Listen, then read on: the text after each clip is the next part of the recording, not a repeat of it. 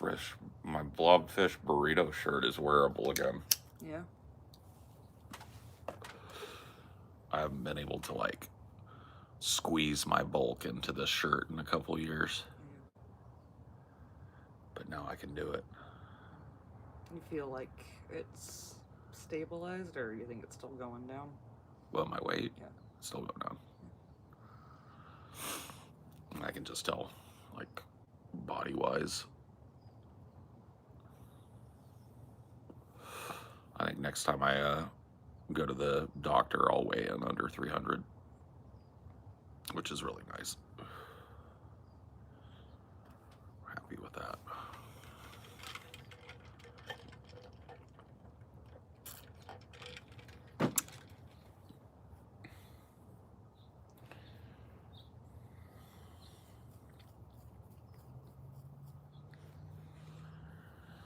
Skibbity, skibbity, skibbity. Mr. Dino croissant.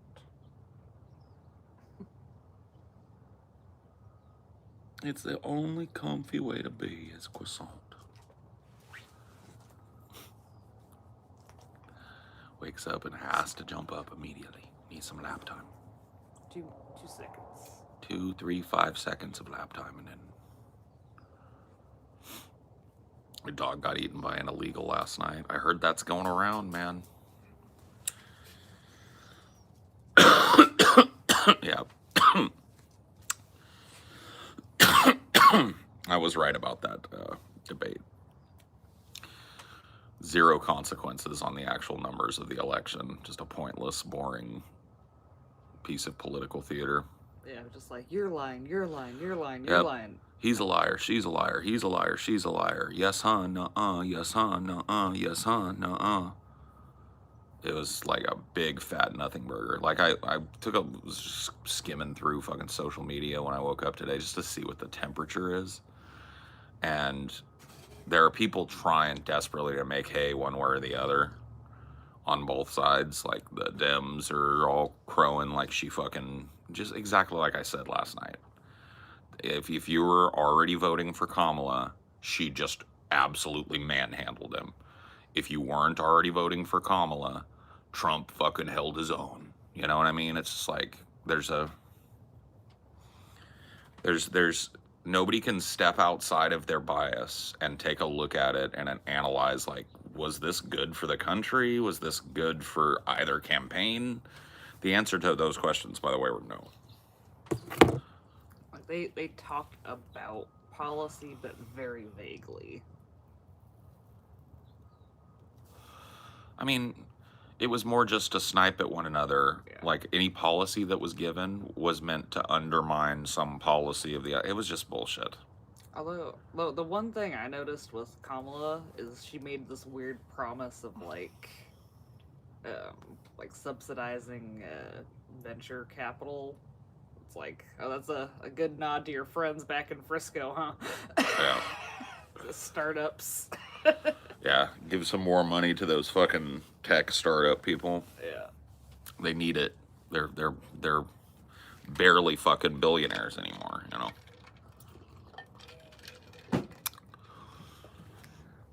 I don't know. It was just a big fat nothing burger. Watching people try and make hay out of it just lets me know, like, what a desperate, desperate time we're in. We've got leadership, like, nobody believes in the process anymore, basically, and so now it's just a choose your own adventure novel. If you want Kamala to win, turn to page 110. If you think Kamala did bad, turn to page 52. You know what I mean? It's just like, that's not the way the world works, but that's the way people's brains work now. The electorate's brain works on vibes now. Policy doesn't matter. It's all vibes. It's gonna be a squeaker, man. It was fun going through our, like, projected maps and stuff last night. You know, both TJ and Scotty have a map that has Kamala squeaking out a win. And I went through mine, just what I thought it was gonna be, and mine has Trump squeaking out a win. So It's one of those things. They're like 5 different permutations of possibility within the map of swing states, and all of them are different. All of them are different based on who win, or all of them change who wins and who loses.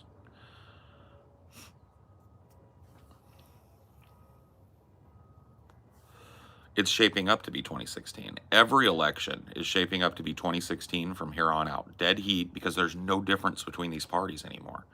Any gap between these parties, it's now it's vibes now. Both border fascists, both pro-war, both pro-corporate, anti-Medicare for all. It's just the same party and the same party. And whose vibes do you like better? So it's always going to come down to fucking a coin flip. Always.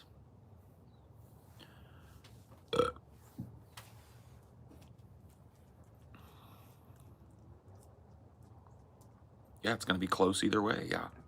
I'd say that Trump's biggest win was pointing out, like, you ain't gonna fucking make abortion nationally legal when you had opportunities before. I love it when, like, Democrats cheer for shit like that. It's like they've had like 40 years to codify Roe and didn't do it. But she's going to do it now. No, she isn't.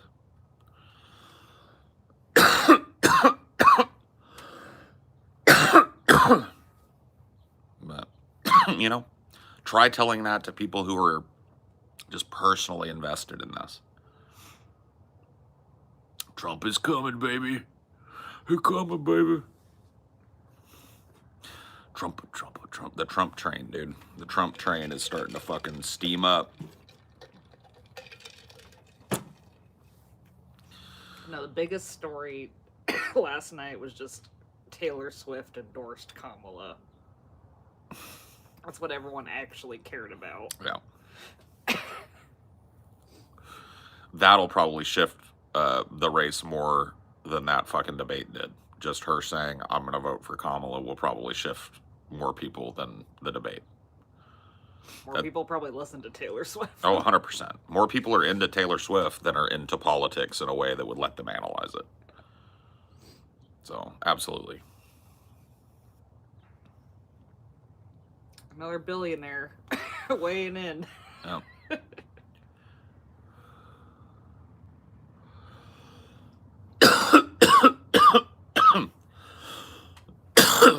But you also have to keep in mind that Swifties are of the age that people don't vote. Swifties, like the 20... I don't know, she's been around for a hot minute now. I feel like she has a lot of fans that are like maybe mid-20s now, 30s. But even so, that age demographic doesn't vote. Teens, 18 to like 25, doesn't vote. They just don't. It's the youth vote. It's always going to show up. It's the youth vote that's always going to fucking express itself, and it never does.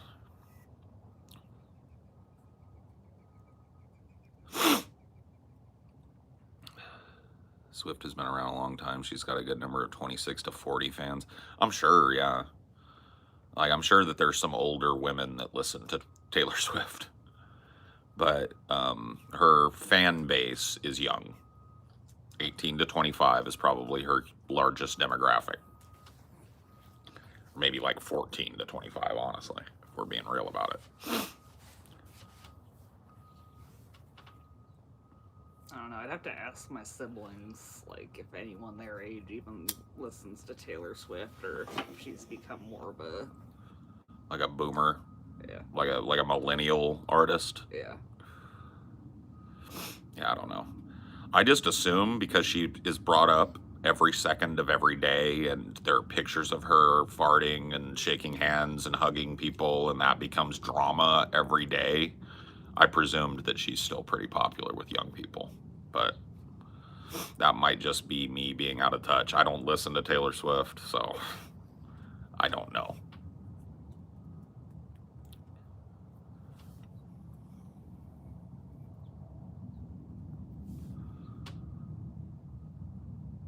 My mom's 59 and loves Taylor Swift more than anybody I've ever met. Well, that's cool. I mean, good on your mom. I think you might be discounting a little bit just how broad age-wise she Yeah. has covered. She's been around for a hot minute now. It's just, I don't get it. I don't understand it. I guess I don't know why an adult would be into Taylor Swift at all. It's like literally just like little girl breakup music. Every song I've ever heard by Taylor Swift is about how she's empowered because she broke up with a boy. That's like little girl music. I don't get it. I don't know why there would be an adult human being listening, but I will cop to the fact that there probably are.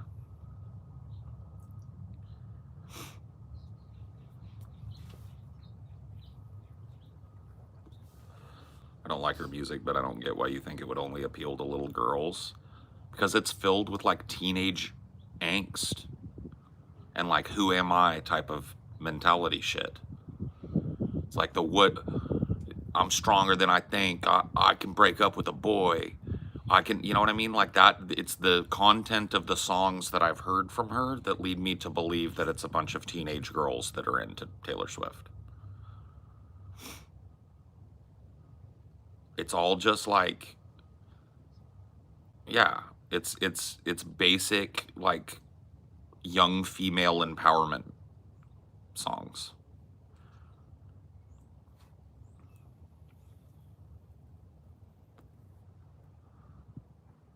Yeah, I don't listen to Taylor Swift. I'm not gonna go seeking out her albums and shit.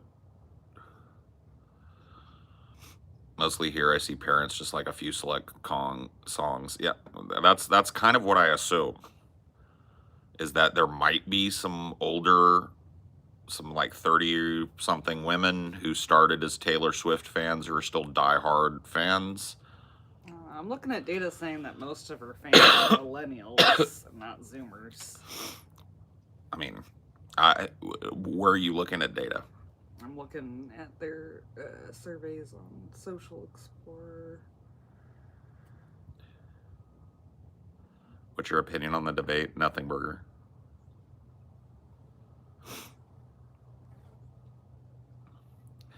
All I know is that when I see concert footage or something, it is always like 21-year-old girls screaming and crying. So I guess technically those would be millennials, like late millennials. But I don't see a bunch of 40-year-old women lined up to see Taylor Swift. I just don't. Ever. Is that a March survey from Morning Consults? It says this Taylor Swift fandom's white, suburban, and leans Democratic. A slim majority of all U.S. adults identify as fans of Swift. A slim majority. Oh, God. So like 53% of all adults. Oh, my God. Oh, my God. She didn't become a billionaire Yeah. just doing teenage girls, babe. These are Disney adults. I forgot about the Disney adults. I'm sorry, babe. It's millennials. I forgot about the Disney adults. She's got middle-aged mom. I forgot about moms. the Disneys. Oh, I forgot about the Disney adults. Yeah, middle-aged white moms. Middle-aged white moms that go and put Mickey ears on and eat cotton candy at Disneyland because it makes them feel like a kid again. Oh my God. I forgot about that whole demographic. Disney adults. Oh my God, Disney adults, bro. Yeah. So I think she's got more influence than you're giving her credit for. This is not just a teenage Disney pop star. adults. Oh no, man. Disney adults. Oh, yeah. I'm not the best person, apparently, to take the temperature of a fandom. 53% of adults?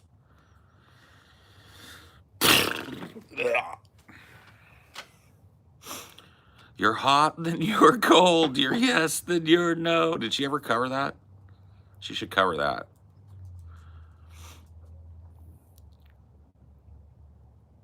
TJ's mom loves Disney and Taylor Swift. I know. Yeah, look at this shit. There ain't hardly no Gen Z on there. Oh, God. There's Oh. double the amount of boomers that listen to Swift. I swear to God, Z. millennial brain rot is going to be studied. It will be. This era that we're going through is going to be studied. Like very, very, very studied. The level of rotten brains in millennial heads right now has got to be fucking unprecedented. It's got to be unprecedented, bro. That's unbelievable. So, fucking... But it's more than millennial brain rot. Like I said, twice as many Gen X, twice as many boomers like her than Gen Z. Oh. I swear to God, 20 years from now, they're going to, if we survive, they're going to look back at this period in politics as when everybody went fucking insane. And like the retardism of a failed public school system finally started, the front edge of it finally started to catch up with us. The brain rot is fucking unreal, bro. Unbelievable.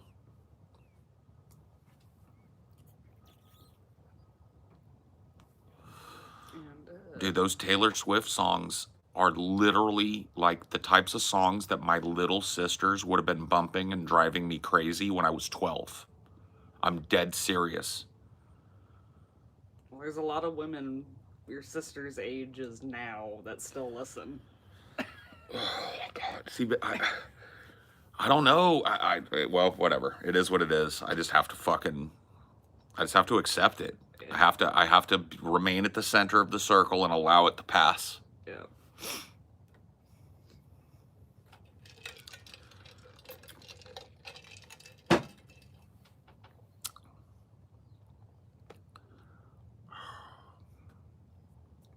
Brand loyalty, yeah.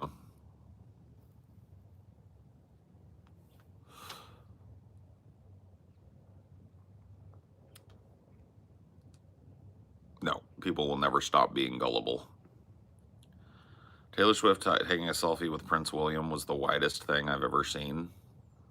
I've seen some pretty white stuff, though. So, I didn't see that.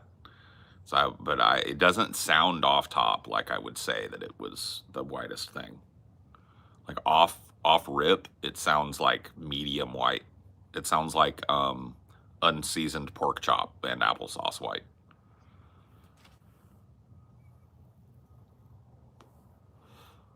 I've seen some crazy white stuff. I start taking calls for my call center job today, and I'm super nervous. Any advice? Nope. Just fucking, you've been through the training and shit, I'm assuming. So just fucking go in there and do it. You'll find it's not a hard job to keep up with. It's just an annoying job. You'll have dreams about the ding sound in your head when a call's coming through to you. I still will have, like, I'll hear a sound that's like that, and it'll put me in a mood. The boom.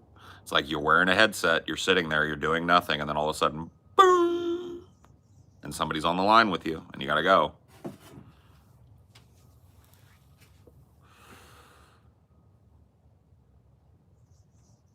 But yeah, from like my mom's experience with customer service, the harder thing is the fucking stats that your boss holds you to more than the fucking people sometimes. Yeah. We had like a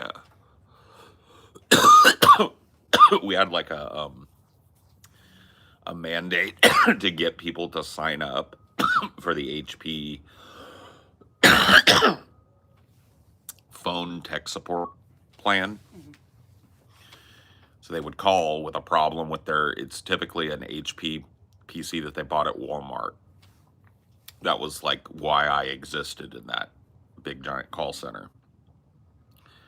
Some old person bought a computer, doesn't know how it works, calls the number on the fucking thing for technical support. They get me. They tell me what's wrong. I immediately identify the problem in my head, but I can't tell them what it is. I go, I can absolutely help you with that. Can you give me your your tech support contract number. Oh, I don't have that. Oh, okay. Well, I can get you set up on a tech support contract. It'll be $25 one time or $30 a month or whatever it was. And then they'd get angry, start yelling and cussing and shit. And I would say, I apologize. There's nothing I can do from here. I can help you with your problem, but I have to have you sign up for the contract. And some of them would do it. Most of them wouldn't. We were tracked as to how many people we converted. That's all they cared about. How many people did you get to pay you money to help them plug in their computer? Yeah, and there's different kinds of call center stats. Like some are like X number of cold calls. Some are like your call length needs to be X amount of minutes on average. It's just all kinds of shit. It's yeah. I mean, ours wasn't. We weren't calling out. We were. Yeah, Receiving. They just said call center without much specificity. Right. So. It depends. What's the difference between a supplement and a drug? And supplements are usually like a nutrient, like calcium, Vitamins, vitamin C, or like some complete bullshit herb, like fucking daffodil, fucking pollen, or some shit. Right. Yeah, that's a better answer than I would have given. Supplements aren't regulated and drugs are. How about that? Yeah. The FDA decides that a drug is regulated and a supplement is not. That is really the answer, right? Yeah.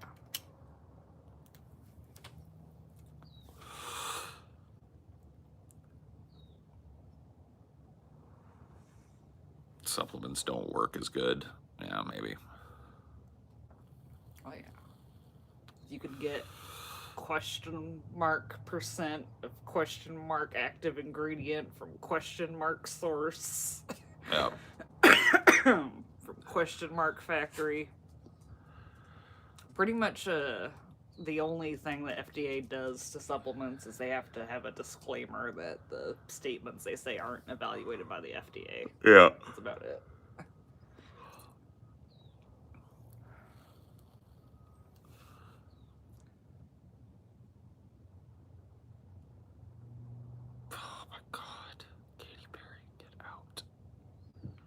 Katy Perry has just had a lock on you the past few days, hasn't she? A week. Hot, cold, yes, no, in, out, black, white, wrong, right, fight, break up, kiss, make up. All fucking week. I gotta find another earworm for you is what I need to do. I don't think, see, that's the thing, is I've tried it. You've tried finding other earworms? Yep. It just has to run its course.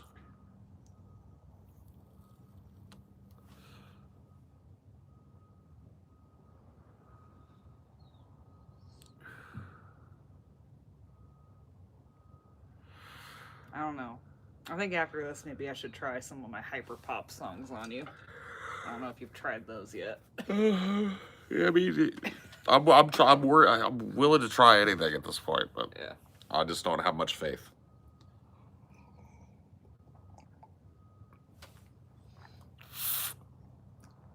I do it now, but I don't want your stream to get struck. Yeah, it would get struck. Doesn't matter how tiny they are, they probably still got fucking content ID set up. And we can learn to love again.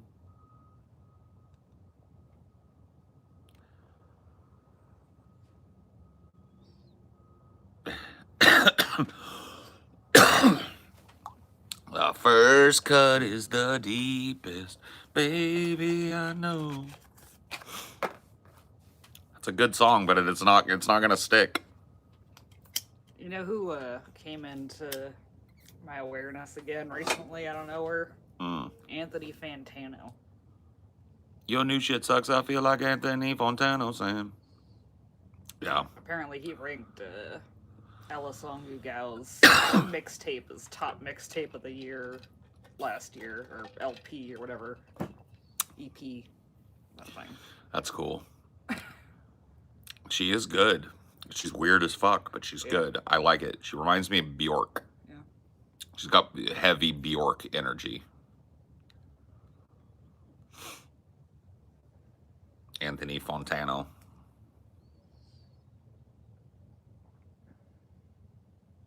It's definitely a unique position he's put himself in. It's hard doing music reviews when you can't play anything. True.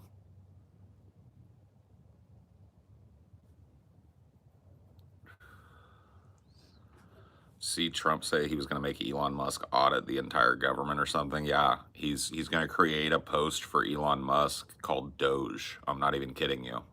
Department of Government Efficiency. Doge. He's just trying to latch onto any fandom he can at this point. Yeah. Maybe there's enough Elon Musk fans. Maybe there's enough fucking... whatchamacallits. Yeah. Well, you know those Musk fans. They're hot, then they're cold. They're yes, then they're no. They're up, then they're down. You know? The Tim Pool cope is kind of funny. What, him coping with the fact that he got caught taking like his fans Russian money? Coping about him being caught. Like, I saw one thing, and it's like, he made a wise business decision. Yeah. Doesn't seem like it to me, though. It's like, but as long as he keeps the money, who fucking cares? The government. The government cares. I love that a bunch of them came out and said that the FBI has contacted me to let me know that I was the victim of a crime. It's like, that's not why they contacted you, bro. They contacted you because they want your fucking statement on how you've been taking Russian money for fucking years. It's beautiful, dude. Just watching them scramble and watching, yeah, you're right. Their fan base is trying to make excuses for why there's just Russian dirty fingerprints all over everything. And I love it, dude. I love it. Yeah. He really thought, like, my episodes are worth 100K a pop, bro. Yeah, 100K a pop is worth it. So what if some fucking shady person wants input on what I say and how I cover things? Dude, he changed, like, did you see he switched up? He was like... He's got, like, a Ukraine flag on this thing now. Yeah, he's like, after getting caught taking Russian money to call Ukraine a piece of shit, I've changed my mind now, and I support Ukraine. It's like, what? How is anybody going to take you seriously? There's footage of him from, like, last year pounding on his desk talking about how Ukraine is the enemy of the people and must be stopped. It's just like... And that's the difference. Like, you were just saying, like, in general, we shouldn't be materially supporting war. I didn't say Ukraine was the enemy of the United States. Yeah, you were just saying in general, like, you're not advocating... I was saying the United States should have flexed its muscles to stop this war before it ever started. Like, you don't advocate for arming Hamas either. No, I don't advocate for arming anybody. Yeah. I don't think throwing more bombs at a giant pit of bodies blown apart by bombs is how anything gets solved.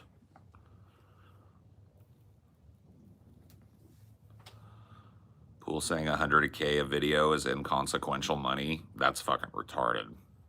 Yeah, and... he's a multimillionaire, but that's not inconsequential money. At his level, $100,000 an episode is big fucking money. Big time money. Because there's no way he was even making a tenth of that per video. Not a chance. Not a fucking snowball's chance in hell. He's probably made more with his money making money for him at this point. Oh, yeah. Well, people at his level of wealth, that's how it works. Wealth begets wealth begets wealth. Your wealth creates wealth. He's probably got the bulk of his money sitting in a bunch of mutual funds and dividends and shit. He's invested in some other people. 100%. Managing their He owns his own media company, so there's that. He's managing all of that. He's this, that, and the other. And he's got like 18 different revenue streams and $1 billion. Or not, maybe not a billion, but millions and millions and millions of dollars. And $100,000 an episode is fucking cash money for anybody. You'd have to be like MrBeast to look at that and go like, meh. Yeah, MrBeast might make 100K. MrBeast makes more than 100K a video, because but he has to spend a decent amount for each one. He invests a bunch of money, but the money that he reeks in from product placements and whatever else, that other shit that the tie-ins with other channels and brand placing, he has his own brands, and they're all over his. So it's just like, he's making, every time he publishes a video, and we're talking like publishes it in English on his main channel and then on his 15 different multilingual channels that all get the same kind of views, he's printing money per video. 100K a video would be negligible to him. Tim Pool is not doing that. He's not investing a significant portion of his profits back into his show. He's been on the same set forever. He's lived in the same house forever. His money is going into mutual funds. His money is going into hedge funds. And it's just fucking and making babies. So, him being able to throw another 100K down the well every time he goes live, and all he's got to do is just read somebody's anti-Ukraine script, sounds like a fucking sweet deal to me. Nah, MrBeast isn't any. This hot water shit is only on the internet. MrBeast's views are still through the roof. He's still printing money. He's still the darling golden child of YouTube. None of these accusations have had any impact on him. It's just like, it's a nothing burger. It's a social media nothing burger. Yeah, because you have to realize these drama channels are completely dwarfed by his presence. Oh, yeah. If you added up every drama channel that's covered MrBeasts and the drama or whatever that's going on, if you added up their total views and subscriber reach, it wouldn't be like a fifth of his reach. It wouldn't even, together. Every last person that has drama mongered about this, if you took their total reach and made them into one entity, MrBeast would dwarf them by 5 times or more. It just doesn't matter. You know, you have to understand, right? Once you reach a certain level, it's all engagement.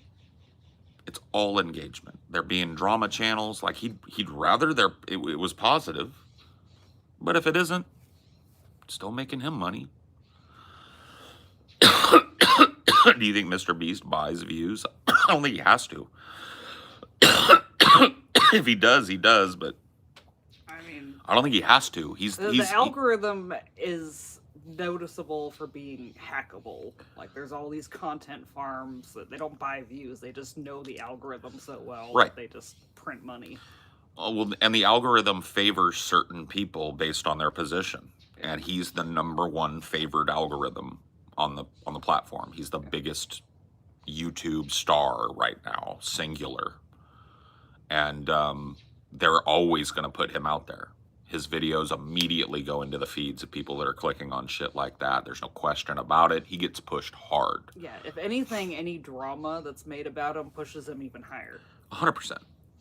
That's the thing. It's like, people don't realize, when you're a micro channel, when you're a small channel, drama can be a monkey wrench. But when you reach a certain point where it's like, I'm just kind of printing money here, drama is just more fucking opportunities for your name to be heard by somebody who's never heard of you. Yeah, because then, guess what happens? Someone searches MrBeast drama, and guess what happens in the search results? Like, 75% of it's, just regular MrBeast videos. Like, oh, I'm going to check out this guy's shit. What kind of stuff is he making? He sounds crazy. Oh, I like this. Boom. You know, like, that's happening a million times. You know what I mean? So it's like, I suspect he buys views because his content is trash. I mean, that's... Dude, there's literally a MrBeast icon on our Roku TV. I know. That's not buying views. He's just integrated. Yeah, he's just huge. He's just huge. He doesn't need to buy views. His content being trash, that's your personal opinion on it. I pretty much agree. I think it's skibbity shit for little boys. But it's also hella high production value, hella spectacle shit. It's like it's like if you added all the game shows together. Yeah. The elements of that. Yeah. It's crazy though. Is recycling a scam? And why does it seem that only the West developed countries recycle while China pollutes more than all? Well, we were sending our recycling to China for a Right. hot minute. Yeah. Until China's like, nah, we're good. We're making enough of our own. We don't need your trash anymore. So recycling as it exists as a municipal service is a scam. Well, like the recycling icon itself is like a form of advertising. It is. We're talking about okay, so you have a lot of things involved here. Number one, do people follow the guidelines and only put recyclables in the recycling bin? The answer is no. They use it as a second garbage can. So, anything that they call like wish cycling, like this could maybe be turned into something. I'll right. throw it in there. So instead of you having a big bucket of really easily sorted recyclable materials, plastic bottles, aluminum cans, cardboard, and paper, you've got filthy banana peels, dirty syringes, grandma's catheters, random broken plastic shit. If you think about it, it's in there. Okay, I used to work in the recycling industry. I worked for a company called Container Recycling Alliance, CRA, and they were a glass recycling company. And it was their job, or my job, to sort through what they called mix. This was stuff that came from the Bay Area and LA out of recycling containers. And it was garbage. Straight up the most disgusting medical waste, trash that you can possibly imagine. They had me gloved up to here in those dipped gloves that are wool and they're dipped in that silicone shit so needles can't get through it. Gloved up to here, masked with a respirator, and my whole day is digging out handfuls of moist diaper, maxi pads, so it's incredibly labor intensive to sort through that type of product. Yeah, that's only problem one. Yeah. Problem two is not every recycling facility is equipped to recycle all things that are theoretically recyclable. Well, yeah, people think of a recycling center and it's got a machine that does paper, plastic, and aluminum. Yeah. That's not the case. There are specialty recycling centers that do glass. And only glass. I worked at CRA. That's all it did was glass. Like 5 different ones for plastics. Yeah, there's 5. Well, there's a multitude of ways that plastic can be reused. You can chop it down. Some of it needs to be melted down before it's chopped down. So there's 2 or 3 different types of facility for plastics. And most places don't have all of them, or even one of them. There's a specialty forge type of facility for aluminums and other metals, right? There's a glass recycling facility for glass. There are paper recycling facilities for paper. Each one of these is its own unique sub-industry. It's not one big factory. There's a lot of kinds of things that are like mixed material, like where it might look like cardboard on the outside, but the inside's got totally different shit. Absolutely. We had to look for, so one of the things that would get through a lot on us that we were really having to look out for was chunks of clear plastic from some thick plastic thing that long ago was busted into shards, and it looks like glass. Yeah, like that, probably that joint container you have might be that kind of weird. Yeah, that PVA or whatever they call it, acrylic plastic. Yep, exactly. So we had to figure that out. Then it's kind of cool because I was right on the cusp of a new technology. After I left there, because I got that job because my dad was involved in the industry. After I left there for college, it was only a couple of months after I left that they installed a machine that was a mass spectrometer, basically, where the guys where I was, now their job was only worry about getting big chunks of trash. Like big diapers, big bag of garbage, big hunk of plastic or whatever. Just get the big shit. Then it goes under this fucking thing and it hits it with tens of thousands of little micro lasers. And anything that isn't glass gets with a puff of air pushed into a bin. And then at the other end, there's a micro sort that goes on. You look through it one last time to see anything that machine missed. Or blew the wrong direction or something. But it functionally changed the quality of glass that they were able to get out of what they called mix. So that's kind of cool. My dad made a lot of money consulting for recycling firms that were using these types of machines. And he was one of like 5 people in the country whose name would come up if you needed somebody to help turn around your recycling plant, find out like what's the design flaw, what's the employee problem that we're having here, why aren't we cutting a profit? It's kind of interesting.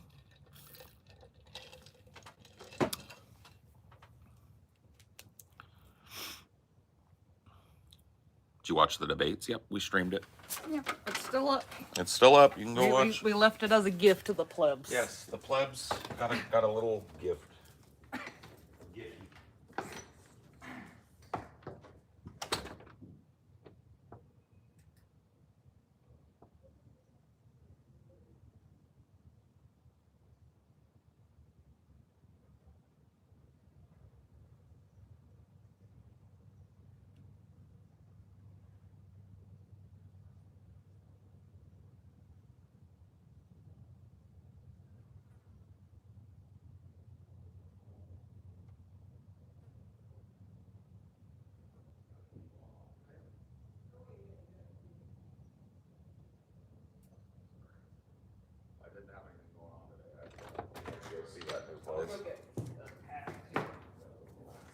Oh, okay. Thank you, baby. Oh man, the weather's so nice today. Weather is awesome today.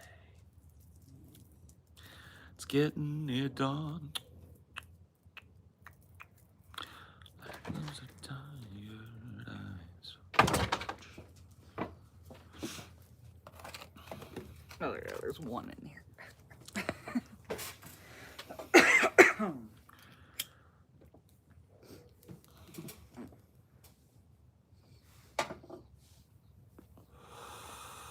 Cycling is insanely fucked up. The most annoying thing is that people say, what's the point? Most of it ends up in landfills, as if that's a reason not to make the attempt. Yeah, there's a lot of good work that can be done in the recycling industry, and in fact is done. It is not a bad thing that people throw away a glass bottle and it gets made into another glass bottle. If you look, so if you go grab a beer bottle right now and you look at the bottom of it, there's going to be a series of numbers and a marker showing that a certain percentage of recycled material was used in the making of that bottle. There's a complex, like you were talking about how there's complexities to the recycling thing. There's complexities with the glass thing that people don't understand. There are 3 primary colors of glass: flint, which is white; green, which is obvious; and brown. Okay, those are the 3 colors of glass containers: clear, flint, and then green and brown.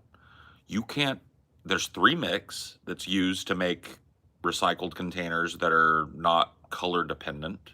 They're going to be label covered. But that's only useful for those types of things where a company doesn't want a certain color of bottle. And most companies want a certain color of bottle. So 3 mix is only useful in that context. So getting the bottles and cans and jars and stuff separated out into flint, green, and brown, you have to do that as well, right? And you can only run one at a time. If you're making a fucking load of flint cullet, you can only run flint all day. Your whole facility is just running clear glass today. So double tap to like the stream. Damn, I didn't know that was a thing. Do it. Did it. Do it. I want to see that fucking like thing going up. Double tap, double tap, double tap. I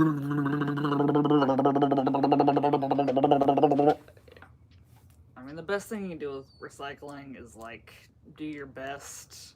Maybe err on the side of caution. Like, if you're not sure, probably don't.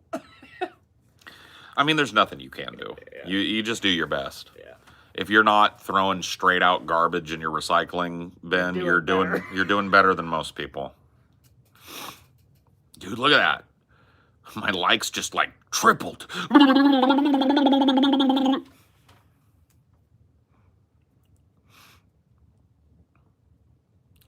Dude, I got way more than 17 likes. I went from like 32 to 60. I doubled up, bitch.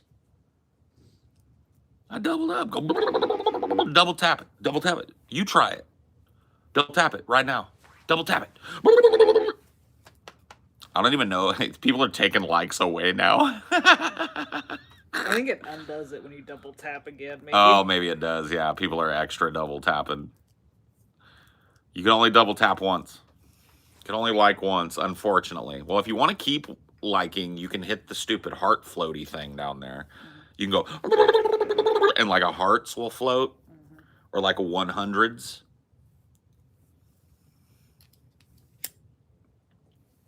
If you double tap, you transfer all of your money from your bank account into mine. Double tap the screen now, please. I need all 138 of you to double tap the screen right now. Send me your money. Paul, here in Iceland, the nicotine pouches you put under your lips get nicotine hit and people just spit them outside and they're everywhere. Is that a problem in the U.S.?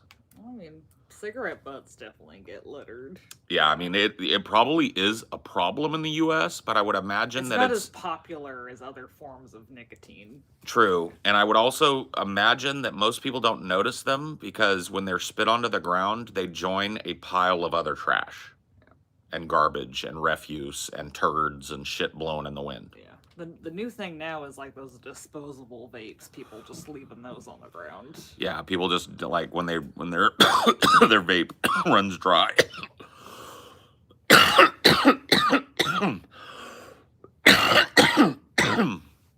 Those disposable vapes are wild. That is such a single-use fucking... It's crazy. Because it's not just plastic. It's like electronics. Yeah. A battery that could be salvaged. Like when a battery dies, you can take those batteries and recycle them into new batteries. Nah. Single-use vapes. Our culture is fucked.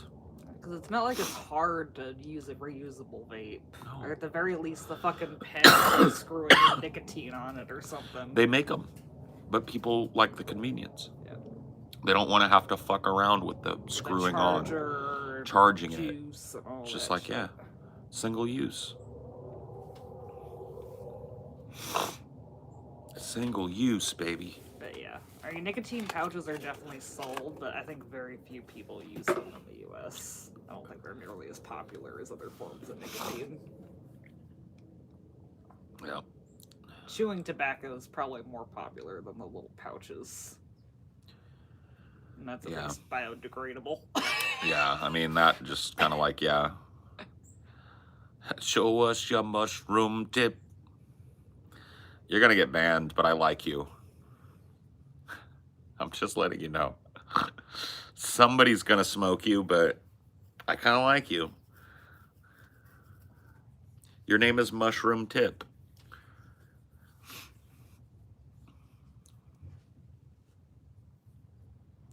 Like a Jimmy cap, one-time use. Nah, man, you just rinse those out.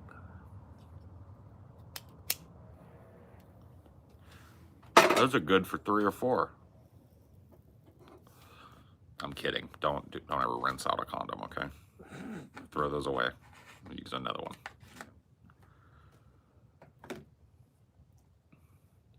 Let's keep it. All right. Fair enough. We'll keep him around. We'll see what Mushroom Tip has for us.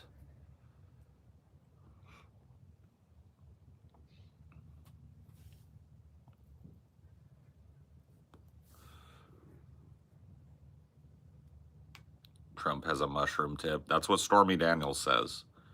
Stormy Daniels says he's got like a little mushroom in a forest of red pubes. And I believe her. I believe her. Going back to the recycling, it was funny.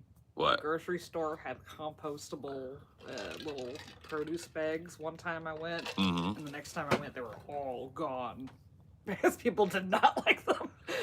Yeah. My favorite recycling thing, or like, let's save the planet by reducing the amount of bad shit we use story, was the Sun Chips bags. Oh yeah, they were just too crinkly. They found a way to make a Sun Chip bag that was completely and utterly biodegradable. And people hated it because the bag crinkled too loudly. And so they went back to the plastic bag. That is my favorite story. That should be the opening line in the dirge that's written about the world by the next couple of generations as they're winking out of existence. The opening line should be that story, because I don't think the hubris of human beings can be more encapsulated than it can in that moment.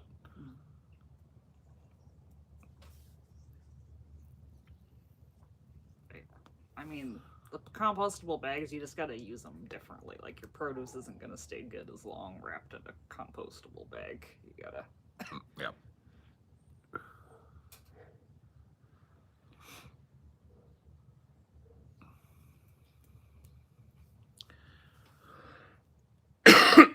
If you think about it, every bag of chips could have been that bag by now. And I know it's just a drop in the bucket, but imagine the amount of plastic waste that could have been saved by switching over to that type of packaging for candy, sweets, cereal bags, all of that shit, right? But now nobody uses it because nobody liked the way it crinkled. That should be the opening line. I shit you not, man. The opening paragraph should be explaining that somebody found a way to create a container for food, a single-use container for food that was 100% biodegradable, so it wouldn't ruin the planet. You could compost it, you could burn it, it was fine. 100% biodegradable, and we stopped using it because it crinkled too loudly.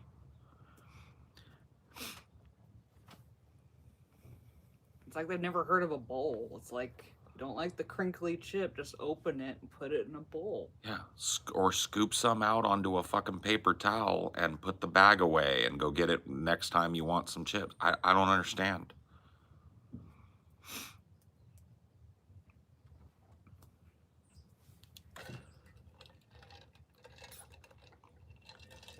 All chip bags crinkle. That's kind of the point. It just crinkled louder. This one had a louder crinkle.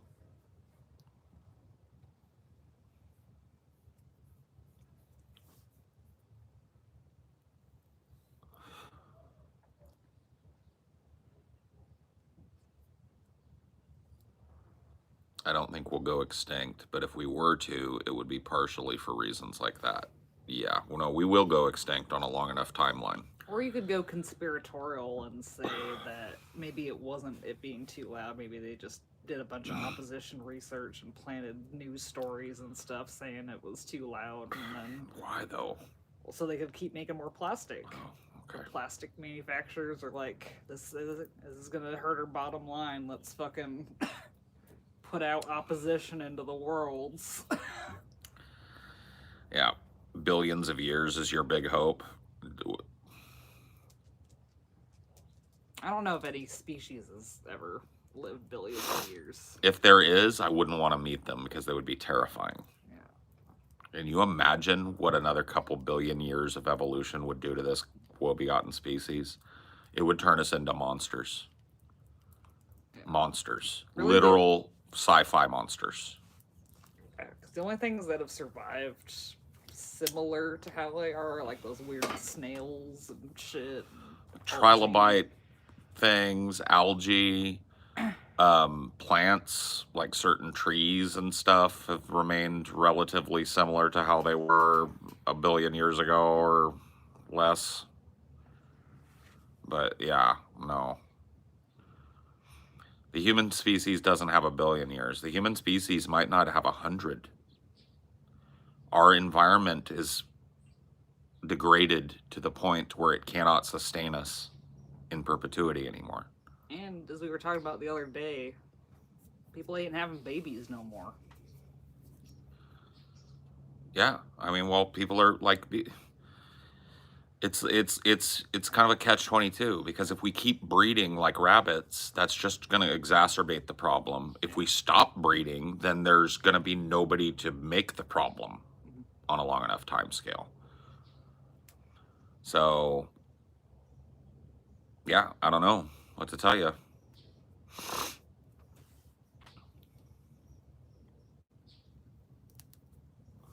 You're worried about the planet, stop smoking. That's retarded. You're a retarded human being. How can technology keep evolving so fast? Like 100 kilobytes of memory was a lot 34, 40 years ago. Now we have 16 gig memory. I mean, we have way more than 16 gig. But yeah, they just found a way to fold it tinier and tinier and tinier. Right. Oh, what you're talking about is miniaturization, and that's been the biggest leap forward technologically that's happened in the last 40 or 50 years. It has allowed us to create, because, you know, like back when I was born in 1980, a computer, a powerful computer, filled a room. It was multiple tape drive machines, all linked together by these thick data cables that were working in tandem to do these computations, okay? Now, I can wear something on my wrist that's more powerful than one of those room-filling computers. That's called miniaturization. So we've figured out how to make that type of computing power happen. At first, it was in a PC. So like a Commodore 64, an Amiga. Then it was a console. Then the PC market just started getting more and more powerful and better, more modular, right? So what you're looking at is miniaturization. And the end game for miniaturization is what's called nanotechnology, where we create or start the creation of a microscopic machine that can work in tandem with other microscopic machines to build things, to heal people. That is the end result, and we are functionally on our way to it. But that's also a potential apocalypse scenario, the gray goo. Yeah, the gray goo, yeah. I mean, who knows?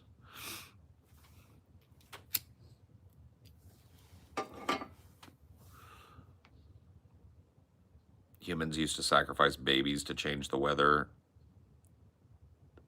Yeah, I think we could all sacrifice a bit more.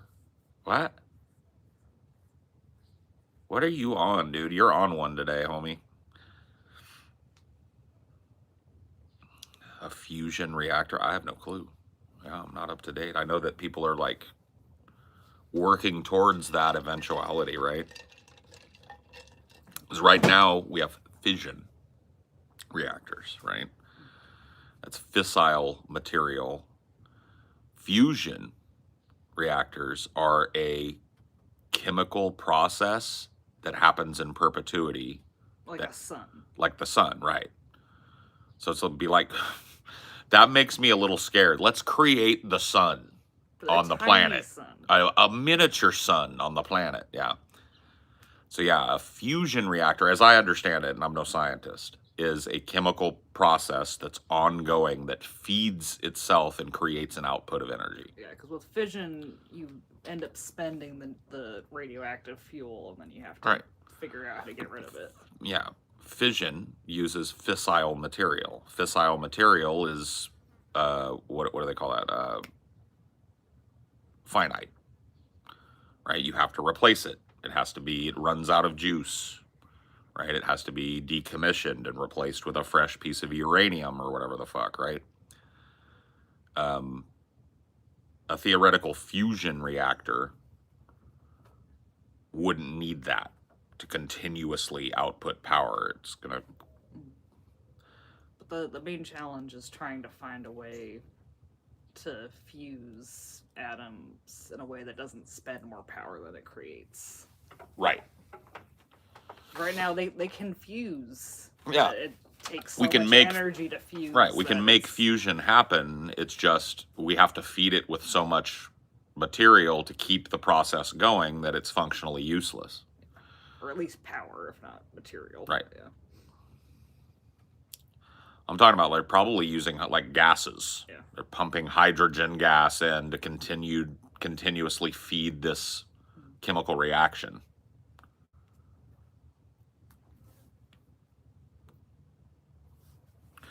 Yeah, you can solve the energy crisis by double tapping your screen.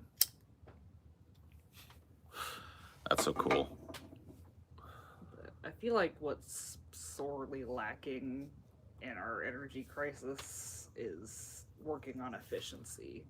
Like, think of the sheer amount of electricity that would be saved if every house was sealed properly and insulated properly. Oh, efficiency is the enemy of like any kind of global cleanup movement. It's like we are living in such an inefficient manner. When I say we, I don't just mean Americans, but it is worse here than it is anywhere else. We live so inefficiently.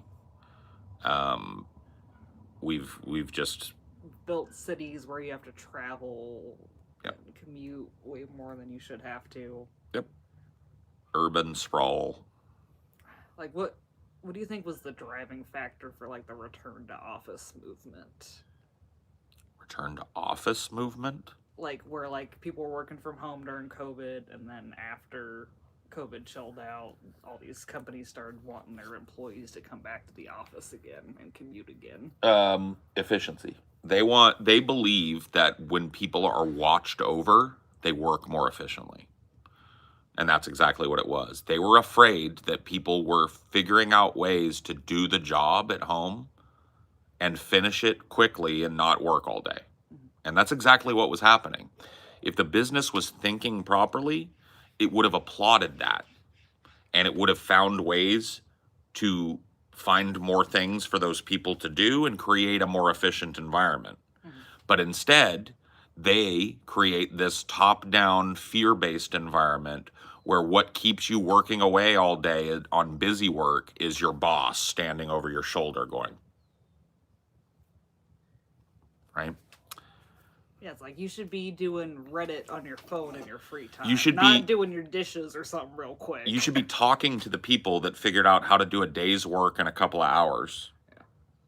And empowering those people to train other people on how to work like that. Yeah. That would be the best thing for your fucking company. But no. People fuck around in the office just like they fuck around at home. There's this thought that people have that people that run these big businesses know what they're doing. And I hate to fucking shatter your worldview, but they do not. A lot of the biggest and what you would call most successful businesses in this country waste a profound amount of their profits on inefficiency and stupid anachronisms that don't even make sense in the modern age anymore. They hold on to this old baron looking over his fiefdom kind of mentality so hard that it costs them money. Yeah, because like if they'd let everyone that could continue working at home, they could not have to pay rent on their big buildings, their big office buildings. Right. And the smart thing to do in that case would have been to sell those off to businesses that need that type of space. Yeah. But they can't do that. They can't take a hit. They've got to, we have a big office. Pranab's absolutely right. He said the same thing. We got a big office, need to fill it. What kind of thinking is that? We've got a big office. We don't need it anymore. We could probably sell that for $10 million to a company that needs it. Or if they're leasing it, stop paying the dude that owns it. Huh. Yeah, let somebody else get it. I just don't understand the thought process of we have a thing. We have to keep that thing even if it's pointless to have that thing. It's like Cube. When they're going through the permutations of why was this built and they land on like nobody knows. This was a headless project that got passed down the line, and when it got far along enough, they had to put people in it because otherwise they have to admit it was useless to spend the money and build it. It's that. It's the sunk cost fallacy writ large.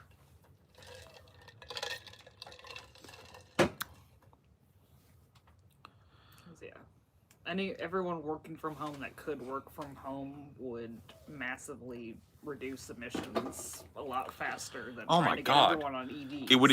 Here's the thing. It increased employee satisfaction with their jobs Yeah. because people were able to be at home around their children. Yeah, it's like you actually feel like you can spend time with your kids before and after school. Right. You didn't have to People drive an hour before Yeah, or people after. didn't have to waste a profound amount of their paycheck gassing up their car and waking up 2 hours earlier than they should have to go.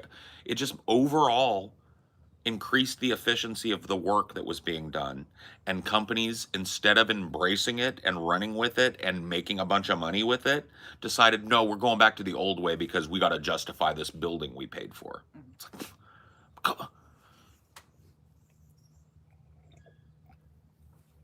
We got to go back to the old way because people might be getting away with doing their work really fast and efficiently and then just kind of fucking off the rest of the day.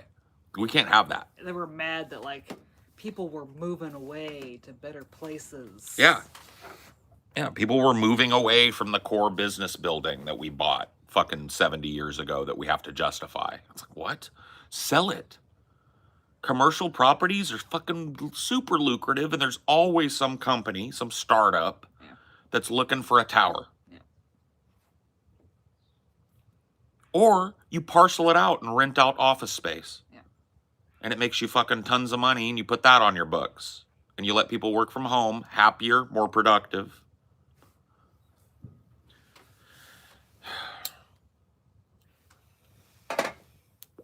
People assume all this shit. They assume that there are billionaires out there because those people are just really smart, efficient businessmen. That's not the way it works. Look at Elon Musk. He's not a He's smart... a retard. Yeah.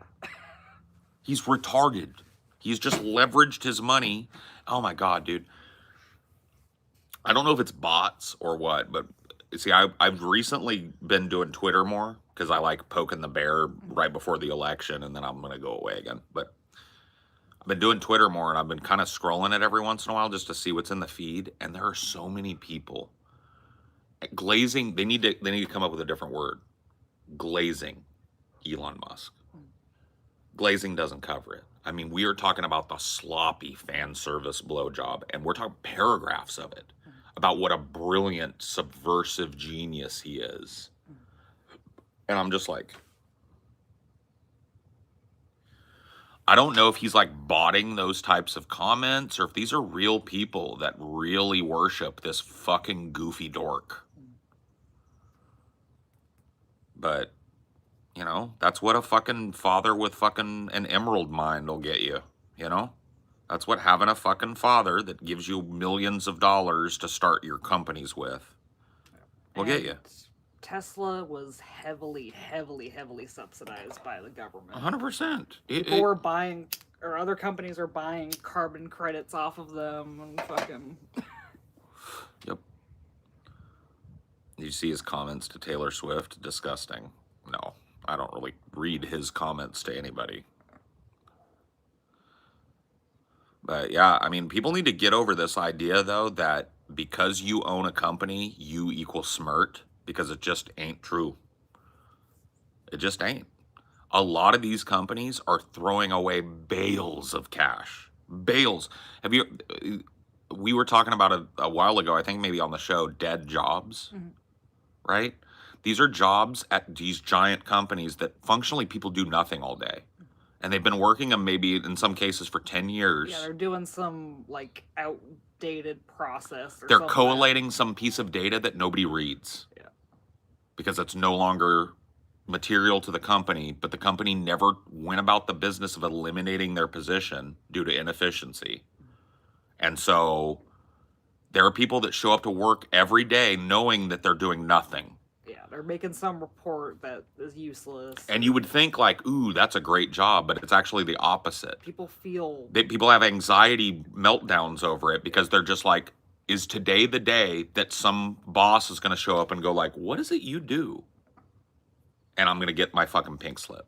And there's like boredom, like as anachronistic as it sounds, some people actually like to feel productive. Yeah.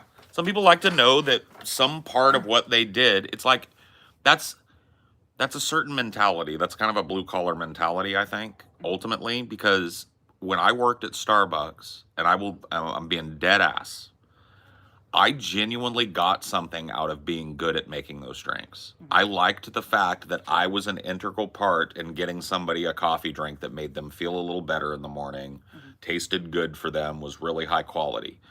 And like that, I was a part of that transaction, right? When that money went in the register, it wasn't mine, but a piece of it was. Every time I made a smiling customer leave that place, I was doing my part to make that company's money and make my own money. I felt that connection. But like, compare that to like, what if you were in a job of just grinding shitty coffee beans? A zombie job. Yeah. Yeah, I don't know.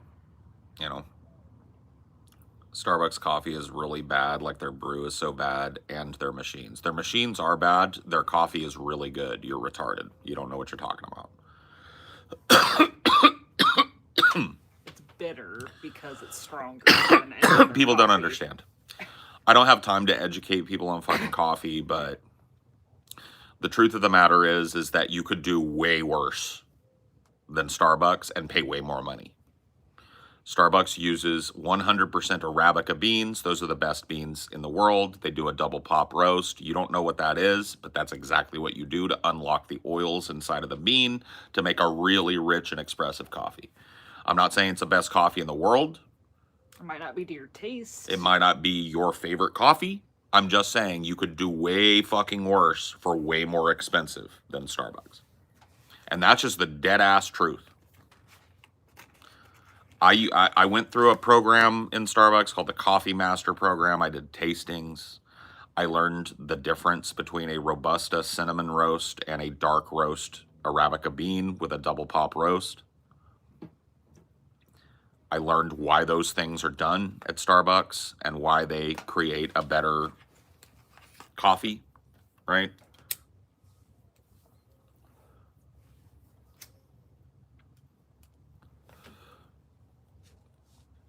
Thought Peruvian coffee was the best. I mean, my personal favorite is Jamaican Blue Mountain. I got to taste true Jamaican Blue Mountain coffee, which is grown only in Jamaica, right? On one slope of one mountain, okay? And that was the best cup of coffee. What coffee is the poo coffee? That's Civet. Civet coffee. And it's weird now because they used to just fucking follow these little civets around and pick up their poop. Now they force feed them. Yeah. It sucks.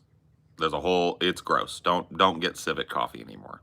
It used to be a very rare indigenous coffee because the indigenous folks, I can't even remember where Civet coffee comes from. I think it's Southeast Asia.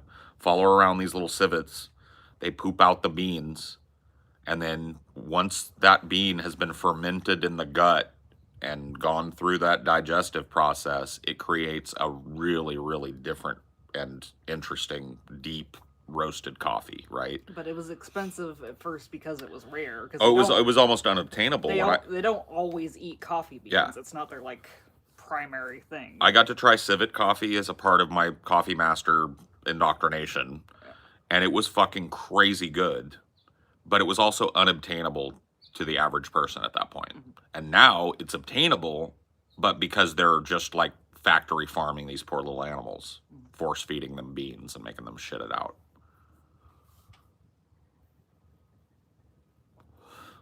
Kona is also really good. A lot of coffees use the term Kona in their branding, and the bean comes from fucking Central America, South America. Like, that shouldn't happen.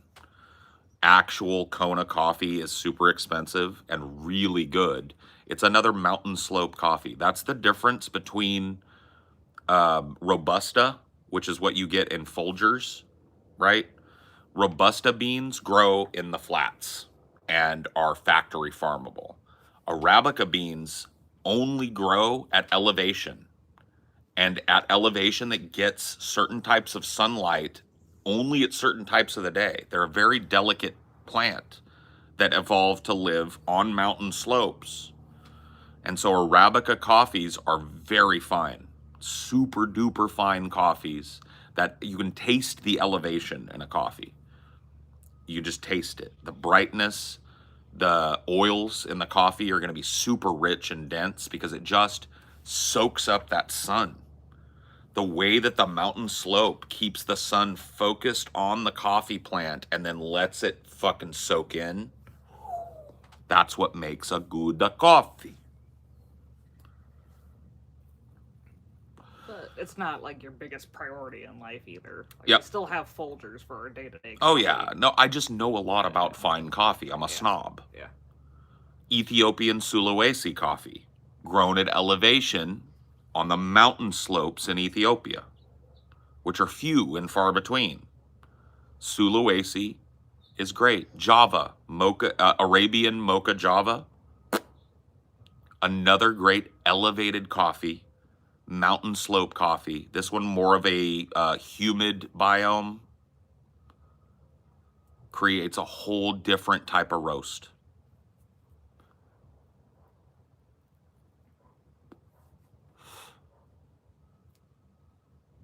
I've had the Civet coffee. It is really good, but do not go get it because it's abusive to the animals.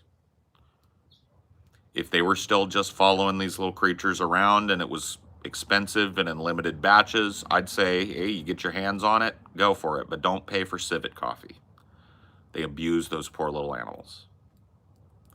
They force feed them beans and keep them in cages. It sucks. It's probably not even as good anymore because their digestion wasn't meant to just have nothing but coffee beans. They probably changed their gut biome and shit. I would imagine it's just, even if it doesn't though, it's bad for the poor little fucking things. And they shouldn't be going through that. Ethiopian coffee and a lot of the coffees that we're talking about, coffee beans are basically the pit of what's called a coffee cherry. So what will happen is that people will remove the flesh and pulp of that coffee cherry and lay these beans out in the hot sun and allow them to cure before they go to roast. These are green when they come out, right? These beans. Then there are 3 different levels of roast, right? And this is where Starbucks coffees, and Starbucks isn't the only people to do this ultra dark roast, right? And this is why a lot of people hate Starbucks coffee. The first level of roasting is called a cinnamon roast. And it's called that because the coffee bean comes out about the color of cinnamon, like a cinnamon stick. And that is the roast that you're getting, that I'm drinking now, you know, with an iced coffee, right? Like this is a Robusta roast. That's about where you want a Robusta bean. That's where a Robusta bean is going to express the best flavor at, right? They can't really take much more roasting. A Robusta bean doesn't have enough internal juice, so it desiccates super quickly before that flavor develops, right? You want the bean to desiccate, but you don't want it to desiccate completely at a cinnamon roast, right? So, cinnamon roast, that's when you go Folgers coffee, that's your cinnamon roast, okay? The next roast is dark roast, okay? And that is taking a bean. You can't really do that with Robusta. Robusta, you kill the caffeine, you kill the bean. So you can't really go much higher above a cinnamon roast. Can't get to dark. Arabica can take dark, and a lot of people ruin their Arabica beans, a lot of companies, buying these super fine beans and going only to dark. You go 1 second. At dark roast, a bean has this internal little pocket of liquid that has built up as it's desiccated down, and you'll hear it go, there's a pop. That is typically where a lot of companies that buy Arabica beans will stop their roast. It's done. No. Starbucks deepened that roast and left it in after that first pop and found out that that liquid in there, which is super concentrated oil and flavor, will pop a second time. So that's what's called a 2-pop roast. And you can only do that with an Arabica bean because Arabica beans are super, super dense with moisture because of the environment that they're growing in, right? And that's what raises the caffeine content too, right? Exactly.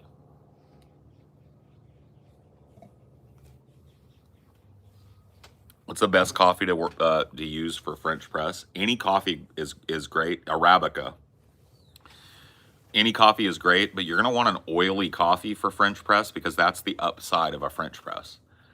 A French press uses a metal mesh rather than a paper filter. So, for example, if you're brewing with a paper filter, a lot of the oil that's expressed out of that coffee when that hot boiling water hits it is going to get soaked into that paper filter, right? A French press lets every bit of that oil. When you get a good dark roast, Arabica, a good double pop roast, do a full, you got to get a coarse grind on a French press too. Don't let them grind it for fucking, because you'll get a bunch of grit. It needs to be coarse ground French press. Like you need to tell. Or do you get whole beans and you grind it yourself coarse? Yeah, but you need to make sure you're grinding coarse. You can't powder it up because it'll just end up coming through that mesh. But when you do that, look at the top of your coffee. And if you put it in the light, it should have that like sheen that you see if there's an oil spill, kind of. Not like a total oil spill, but you should see that oily sheen on your coffee. That means that you did it right. That means that you did it, you came correct, as we say here in California. Do you think the weird little trend of Starbucks adding olive oil to coffee was retarded, or do you think there's something to it? I haven't tried it. Yeah. It sounds like a gimmick.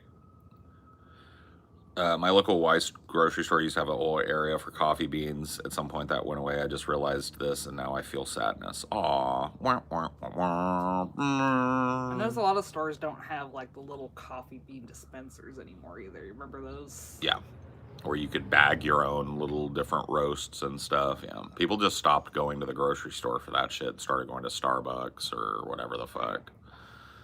And now I think people just get the old, like there's old school folks or people that just don't give a fuck or people on a budget. They just get the big giant tub of Folgers.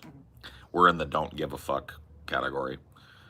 It's funny that I know all of this about coffee and I'll be so defensive of it, but I really don't care when I'm drinking coffee. It's a utility to me. I drink Folgers. Isn't that funny? The utility to me is get the caffeine and get the properties of coffee that make it easier to poop. Yeah. Is the coffee cherry edible? Not unprocessed, but you can process it.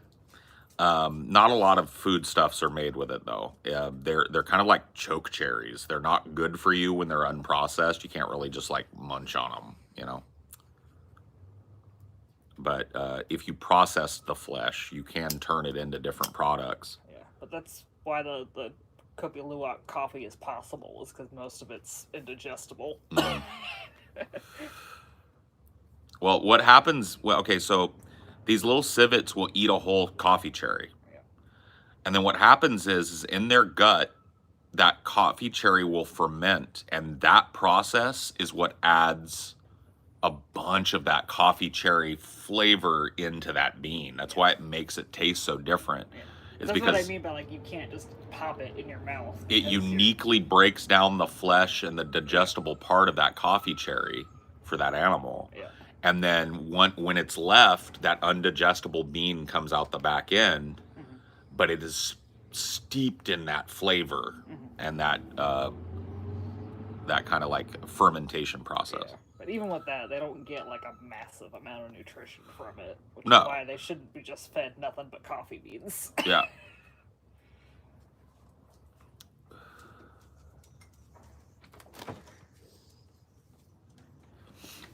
Gevalia.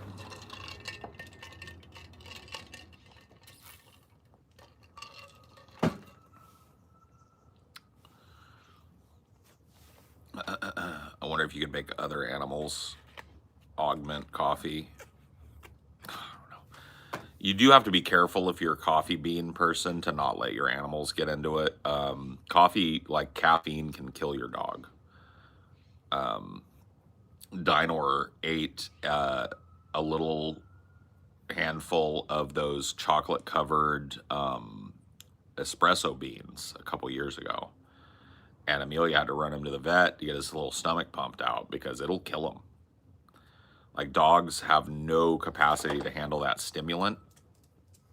It's hard on their heart and their lungs and their respiratory system and shit. They just, and they'll just die from it. So you got to be very careful that your dogs and cats don't get into your coffee. Oh yeah, we had a whole thing with. I told them. Oh yeah. Caffeine poisoning can happen to people too. Definitely good to be aware. Yeah, for sure. But we have a way more of a capacity to, like, our liver is better at handling that. Dogs can't. So one little bit of caffeine for them will get them all spun out. And if they get like a big dose, like eating a bunch of coffee beans like this fucking idiot did. Yeah, they were more worried about that than the chocolate when I talked about poison control. Mm-hmm. But we got him in, and they made him puke them out before he digested them, really, so... I mean, that's the problem with it, is like those would have sat in his gut, dosing him with caffeine for like 24 hours before he shat them out, and that could have been a problem for him. You know? Like they don't know, because they're not going to feed a bunch of dogs coffee beans No. and figure out what their tolerance is. They just know that dogs have died from it. Yeah. So. And every little dog's different, so don't take the chance.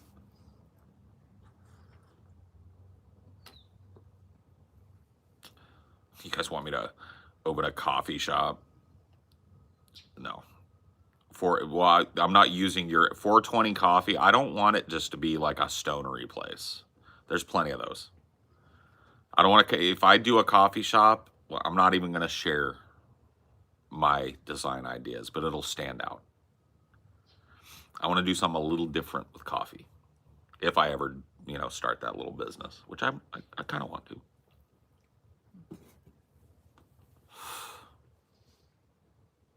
Gotta find a place first to live in.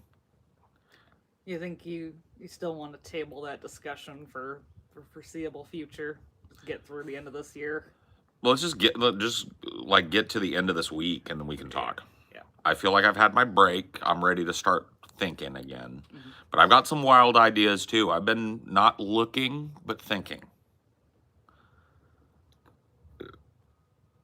But yeah. I don't know.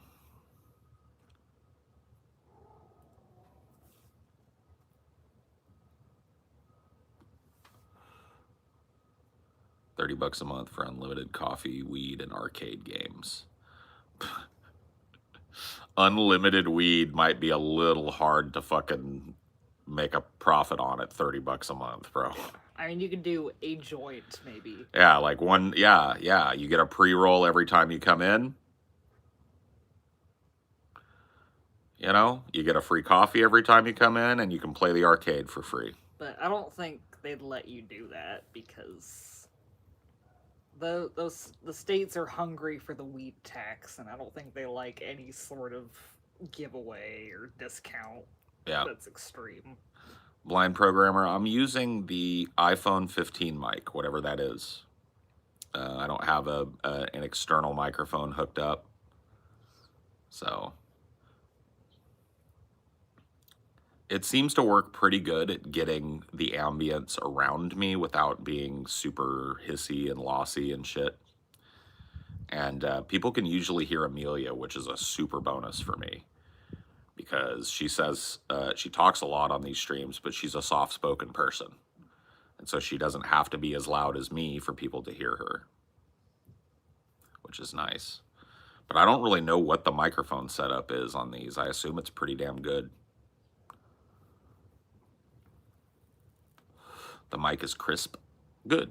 It should be. Yeah, I mean, it's a brand new phone, so it should be crisp. I'm glad it works for you, though. I'm glad that it's not hissy and shitty. When I'm doing the show, I'm using a Rode Procaster mic. So a Rode mic plugged into a Rodecaster Pro 2, which is the audio interface I use. And that's super compressed. Like, if you step away, you can't hear. Like, sometimes I'll just push the mic away from my face because I'll have a coughing fit because I took a rip. And I'll be like, fuck, I didn't hit mute, but nobody heard it. Yeah. So it's very unidirectional and very compressed. And it took a long time to find that combo of technology. I've got a really great mic. I was digging through my shit the other day when I was looking for my fucking Lament configuration cube. And I found my old Electro Voice EV20, which is like a standard broadcast mic. Beautiful, crisp, unregulated condenser. But you have to have a board, like a manual fader board, to make it work. And that is so hard to run and so hard to keep crisp. But that is a badass mic, though. That's a vocalist's mic. That's like a singer's mic. Well, you still have that manual board somewhere, I do. don't you? I do. Yeah. And I know how to work it. It's just functionally not as easy as the Rode solution, right? The Rode mic integrates perfectly with the Rode interface, and it's super plug and play, and it makes it reliable as fuck, easy to fuck with. Kind of set it and forget it for the Set most it and part. forget it, but it has a bunch of utilities that you can use on the fly. Like, I'm always adding sound bites mid-show. Yeah.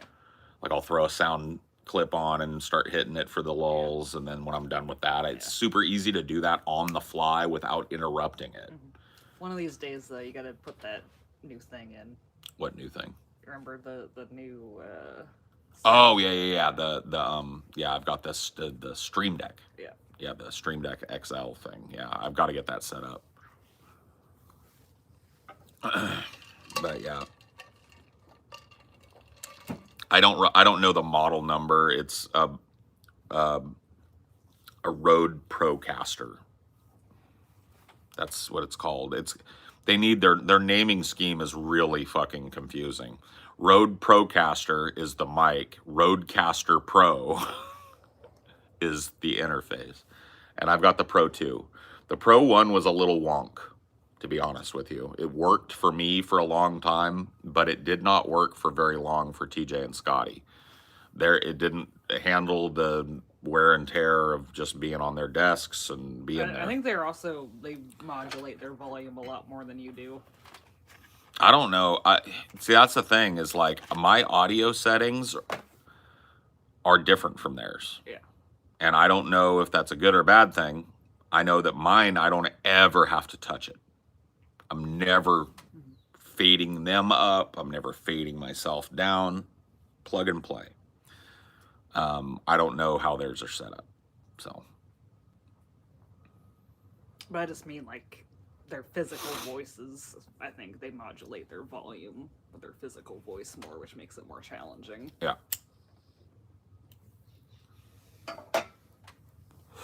Yep. They're as consistently loud as you. Well, there's a thing. I don't want to get into too much of it because I don't want it to sound like a critique. But there's a thing that's we call it mic attenuation or mic awareness, right? And Scotty has the worst mic awareness. He has the exact opposite instinct that he should. When he wants to get loud, he leans in to the mic and gets his lips right up against it. He should lean back. That's called mic attenuation or mic awareness. And it's something that I do all the time. If I'm going to scream, unless I want it to be overblown, and maybe that's what he's going for, I'm never going to pull that mic right into my face. I'm going to extend the length I am away from that mic so it attenuates properly.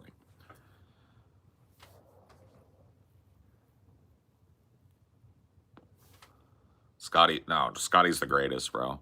It's just his performance style. Like at first, like I really thought that it was just like, oh, Scotty needs to learn mic stuff, but I think he knows now when he's screaming into it like that it's blowing him out, and I think he just wants that, you know. Sorry, headphone users, you just. That's probably why his sound cuts out when he screams. Well, that doesn't happen anymore now that he's over at TJ's. But he had a sound gate. Right? He had a noise gate set up, probably to try and cut out more noise in his room. Like so. But he was getting gated every time he raised his voice for like 6 months. And it just became a meme. You know, it's like You know, I'd mention it every once in a while. Like, dude, I really would love to hear what you're saying when you're screaming, but we can't hear a fucking thing coming out of your mouth. But the noise gate never got fixed. I now thought it's it not a problem. now it's not a problem. So it's another one of those things in the past. Like TJ not wearing headphones for fucking 6 months. It's like, what are you gonna do? Paul, what do you think of those ASMR TikTokers and YouTubers who slurp on the mic and stuff? Whatever you got to do to make your nut, I guess. People are weird. Mm-hmm. There's a whole genre, or I guess demographic of YouTube where people are doing it to help sleep or to calm down or whatever, and that's very different content versus entertainment content. Oh, shit. I'm sorry, baby. Like that needed to happen. I'm going to get one of these little fucking bastards now. A fan in South Africa. Oh, cool. Neato burrito. But yeah, there's like a whole genre of videos on YouTube that's like cleaning things and fucking ASMR and fucking weird shit. It's Yeah. totally different. It's true. It's a totally different goal for the content. That would drive me insane not hearing my own audio. It's not even not hearing your own audio. You are barely hearing the audio of the people you're performing with. Like, it was fucking insane. If you go back and look at the Vosh appearance, like, TJ couldn't hear half of the shit that was being said. He would just start talking in the middle of sentences because to him, he wasn't looking at the cameras to see when people were talking. And he had a set of headphones on his desk with the volume turned up. And that's how he was hearing people. Oh, so close. So far. I couldn't, like, that to me is just like, but I'm hard of hearing. So maybe he's, you know, not. And he was able to hear better than I thought. But it was clear back then that he just couldn't hear himself. He couldn't hear the other person talking. Like, there are times where he just barreled through Vosh like Vosh wasn't speaking, and we heard neither of them. It was just like, so I think both of them were guilty of that, because during that appearance too, Vosh got caught like listening to something in the background and we could hear it. Oh, sorry, my dudes. You know, so his attention was at about 10%. And it was just odd. That whole thing to me was like trying to get in a thing without TJ stepping on it because he just couldn't hear me. It was just an odd fucking situation that had to be like Scotty and I had to explain it to him. Like, here is why it matters to us that you wear headphones. Because he was like, why the fuck do you care? It's like, because we want you to hear us. Well, they both have ADHD, right? I think so. Yeah. We should make like here's another $1 million reality show idea. Just the most ADHD fucking people you could possibly find trying to do shit. Oh yeah, dude. The ADHD Olympics. Give them a task that requires attention and then watch them go, and then just surround them with distraction. Yeah, and they have to work together. Yeah. And fucking. That would be mean show. But it would be hella funny, wouldn't it? Yeah, I think it probably would be pretty fucking good. You fuckers, man. Those fucking flies are off the chain, bro. I can't wait till winter and all you little maggot fucks are dead. The prize can be like free Adderall for a year or something. Yeah, dude, and a lifetime supply of Vyvanse.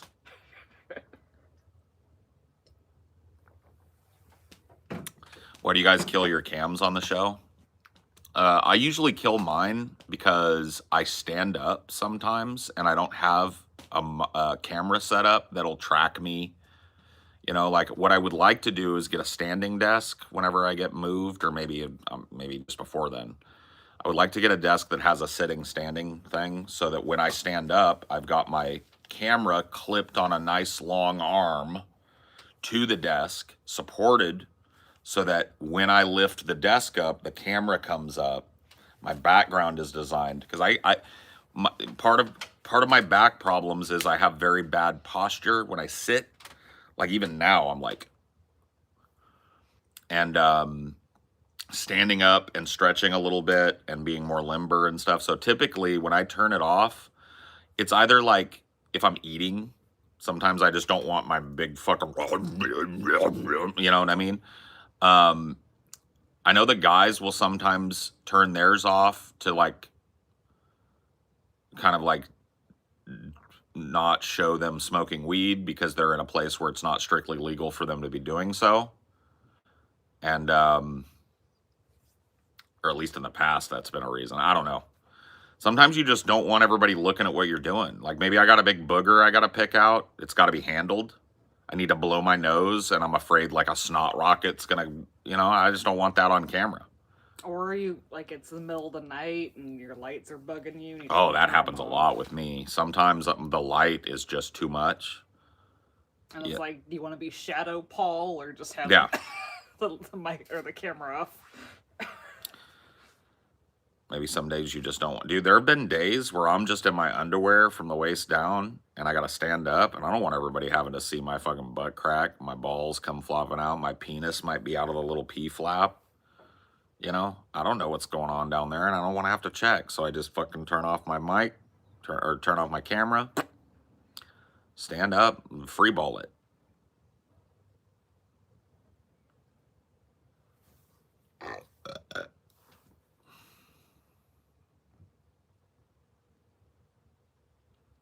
But do you feel like your attitude about it's changed? Like, because there was a while you wanted to do like the whole VTuber thing, just so you didn't have to ever use your camera. Has that changed? Well, I'll let you know what my mindset with that was. Is because I become like one of the things that's hardest for me, like about this job, is I've never really gotten comfortable with the camera being on. I have to forget about it. And I just am not camera trained. I'm not very good on camera. And when I was feeling that way, I was hyper aware. And there's a lot of people that kept me in the fan base hyper aware of how fat and run down and fucked up and shitty I looked. Like how I looked on the outside was a reflection of how I felt on the inside. And hearing a running commentary on my looks, which is just a constant for me. It doesn't matter how my hair is, how my beard is. Mm-hmm. There's something about me that people notice how I look and they want to critique it. Mm-hmm. And hearing that when I was so down and seeing that constant thing just made me want to replace myself with a fucking character. Mm-hmm. So it's just like, now you guys can critique me, critique a fantasy of what you think I might be. Mm-hmm. Because I was just sick of it. I didn't want to have to worry about how I looked every day, you know, because I just wasn't sleeping. Mm-hmm. So I'd have dark circles. My skin looked bad. My fucking hair was ratty and dried and dead and fucking fucked up. And I weighed 370 pounds, you know. I was just horrible. And hearing people remind me of how horrible I looked, I just couldn't handle it. I just couldn't, that part of it is like, do you think, like, I just wanted to fucking flip out on them every time it happened. Do you think I don't know? So you just turned your cam off more and more. Yeah, so it was just like, fuck it then. Yeah. They can have a picture. Yeah. Critique that, you know? Because at least, I'm not saying that it was them that drove, but it was like I was already feeling the worst I've ever felt in my life. Just bad mental health, horrible physical health. And then I've got these people that take joy in cutting down a person when they're at their lowest. And I've got to deal with that too. Fuck that. Fuck the camera. It's not what I'm looking like that's the substance of anything I'm doing. It's what I'm saying. So hear it and critique as you want. Now, as I started feeling better, I started becoming more comfortable with showing people what I looked like because I assume it reflects on my face. At the very least, I assume it reflects in my eyes that I'm not feeling like a fucking dog turd anymore. And the commentary that I get now, even though if I could, I would turn people's fucking desire to give it off, a lot of the times is like positive or neutral. And I can handle that.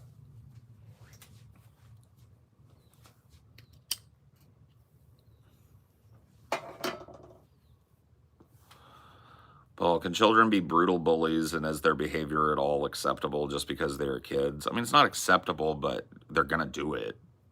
It's a part of socialization, unfortunately. And I'm not defending bullies. I don't think that people should bully. And here's the thing. I saw a video the other day, and you guys would probably think I'm a boomer. But I was like, you know what? Good on you, Dad. It was a video of this dude, and he's driving real slow in the snow. And there's a little girl all bundled up with a backpack walking ahead of his car. And he goes, this is my daughter, Kaylee or whatever. And she's walking to school today because she got suspended because she was bullying another little girl on the bus. And I told Kaylee that if she got kicked off the bus for this, or if she messed up one more time, I was going to show her why the bus was such a privilege. And he's walking her to school. So she's got 5 miles to go today, and it's 12 degrees outside.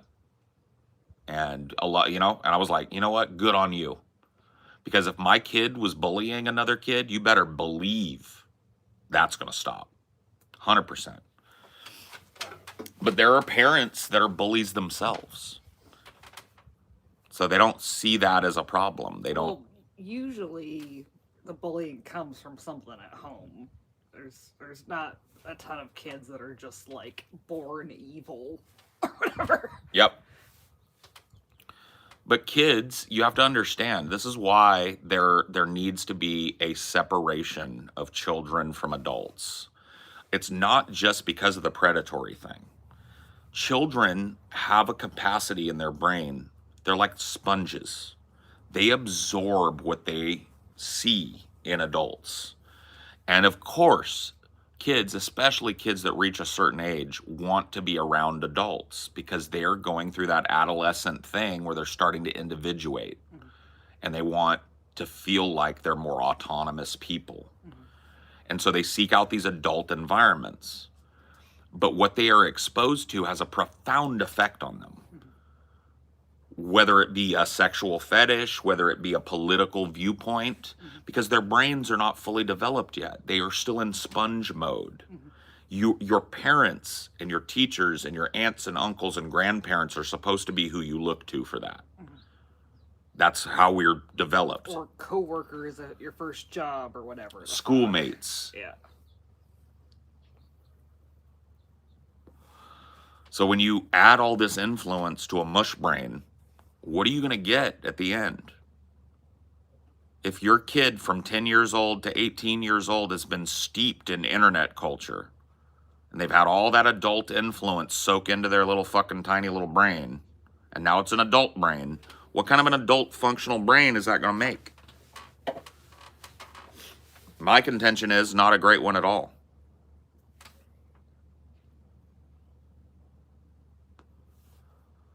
I mean, there's no theory about foot fetishism. It's called a paraphilia.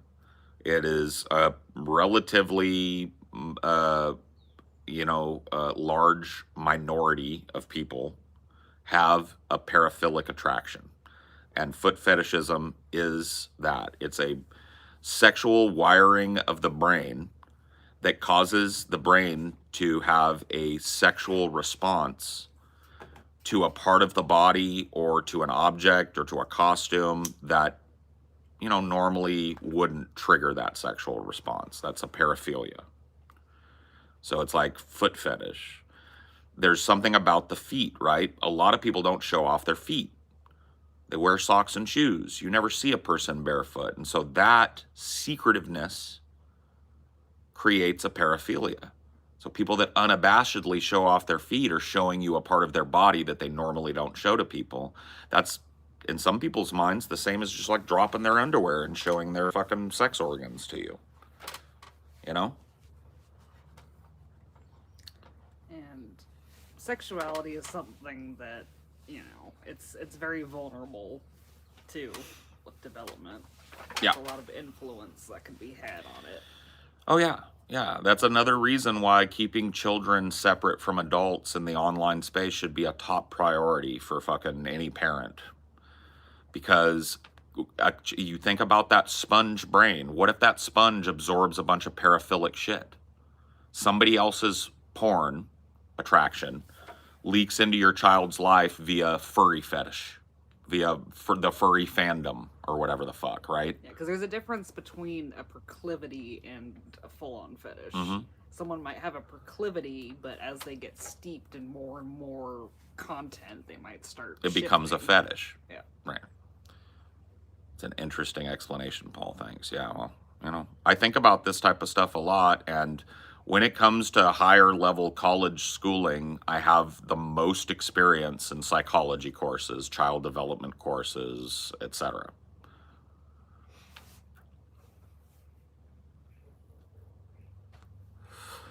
I'm not a college graduate, but I did take quite a bit of high level or top.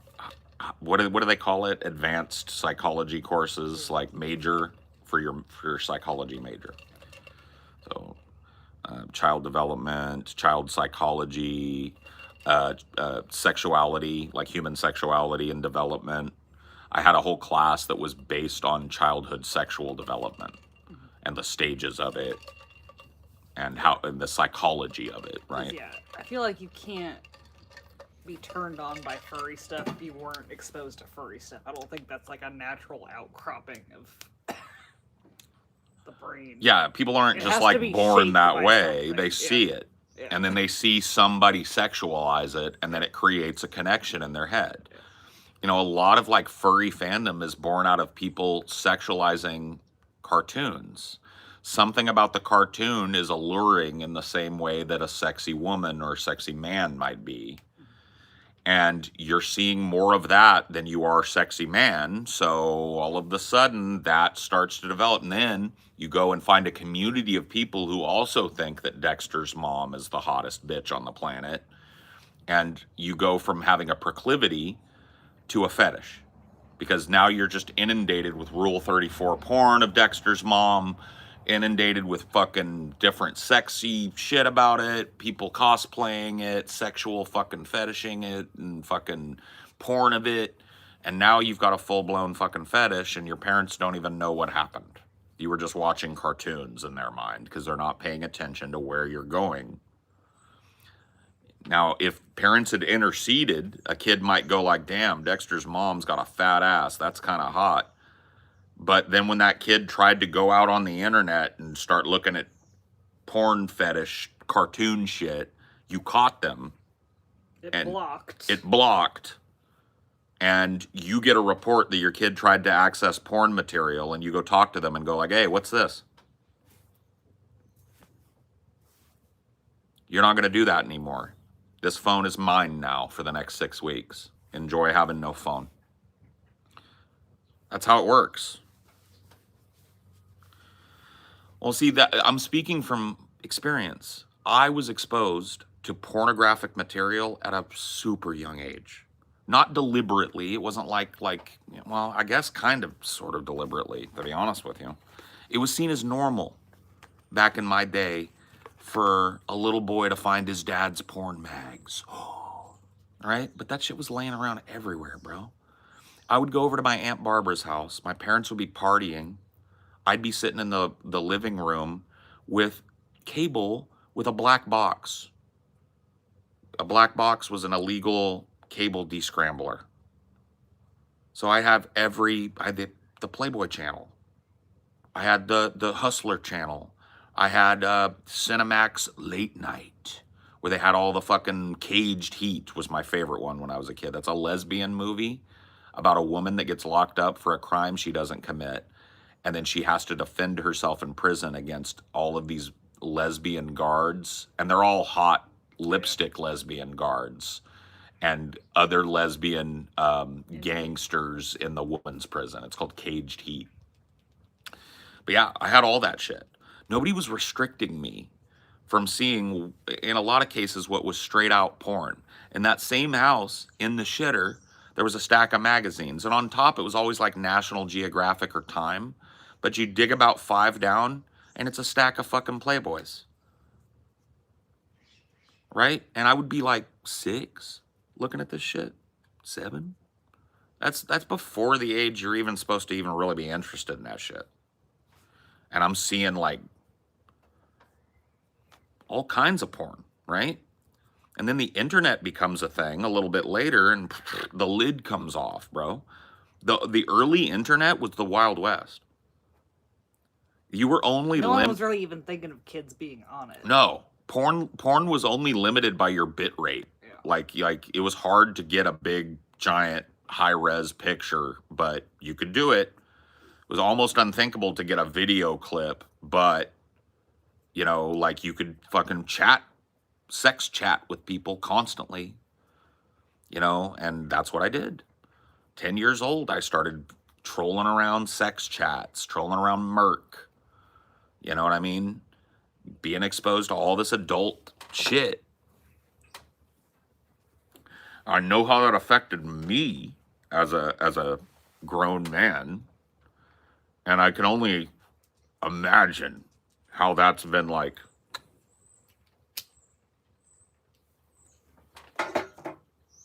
magnified in the modern age, as porn is now just ubiquitous. And I'm not trying to be a prude about it. I'm not saying we need to ban porn. I'm saying we need to separate children from porn. Yeah, it's retarded that Twitter's 13 plus when like a solid 25% of Twitter is just porn. Oh, it's just porn.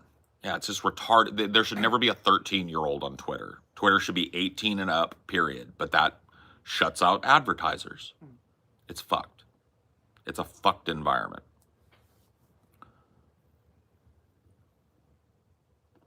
Damn, do they even make softcore porn anymore? We grew up with porn with no visual penetration, just naked people grinding on each other. Now you can see everything. Yeah. No, I know. Like the hyper explicit and easy to find nature of porn now is like unthinkable in my age. Yeah, like the whole pervasiveness of like BDSM is whatever, but it's weird how like people use BDSM terms for just general relationship stuff. Like, oh, are you a top or a bottom? It's yeah. Like, I mean, like sex fetish, people have substituted personality for paraphilia or fandom now. And it is wild to see a human being that has not developed a personal sense of philosophy or humor and bases everything on some cartoon they watched when they were a kid or some cartoon they're currently watching. Their fandom is everything about their personality.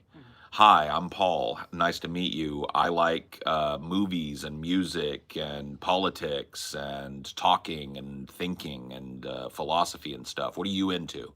I like a Rutsuka Doji and I wear a fucking wolf costume everywhere. Ow! You know what I mean? How do you even fucking relate to a human being like that? They haven't developed a personal ability to talk about themselves outside of some fandom or sex fetish. And that's just super fucking common now. Super common.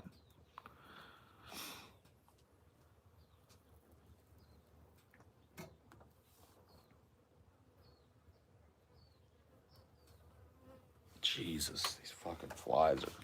They're so happy because the fucking weather is not scorching them to death today. They're just like... I know, it's supposed to cool down this week, but that also means the flies are going to spike again until it starts getting actually cold. Yep.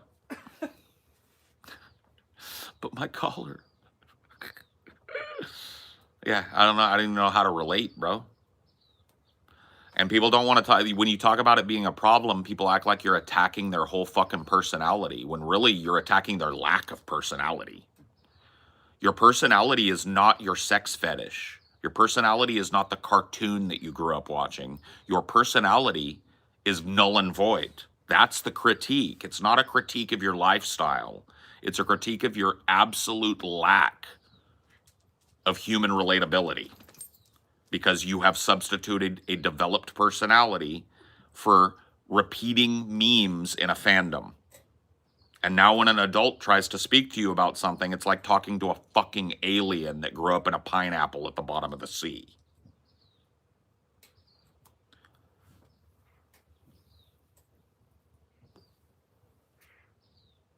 fucking wild.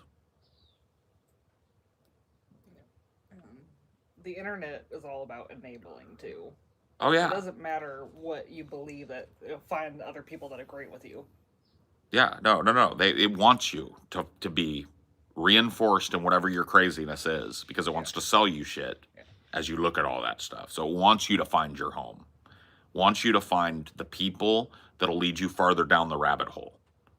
And when you're talking about having fucking teenage children and below running around that environment, I don't even want to think what the long-term studies are going to look like. They're being done right now. We're going to know in 10 years what being raised by the internet did to children. The preliminaries ain't good. But we're going to know for an absolute fact in about 10 years what being raised by the internet has done to our children.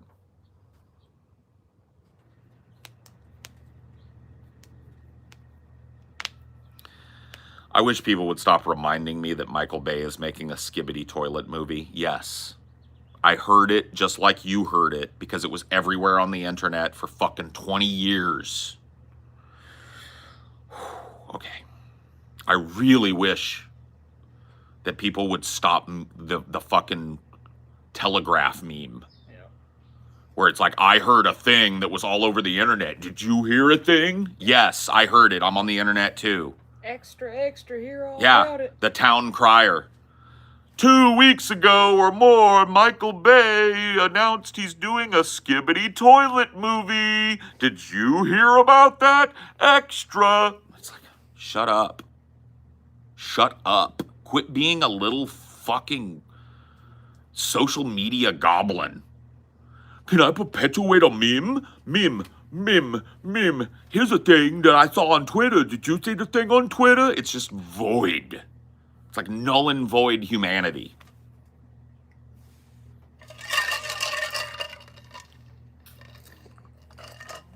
Is there anything I can get you, baby?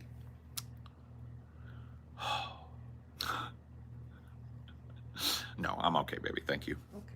I was thinking like $1 billion. That'd be sick. What I can get you. Yeah. Having my ability to reach. Yeah, the can was the modifier there, yeah. No, I love you, baby. I love you too.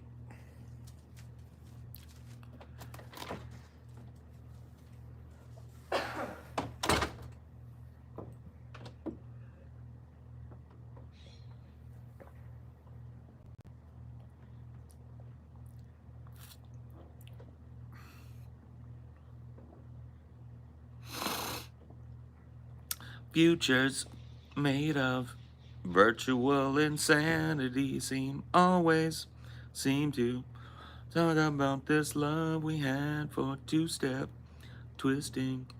I got new technology. Oh yeah, there is no sound, 'cause we all live underground.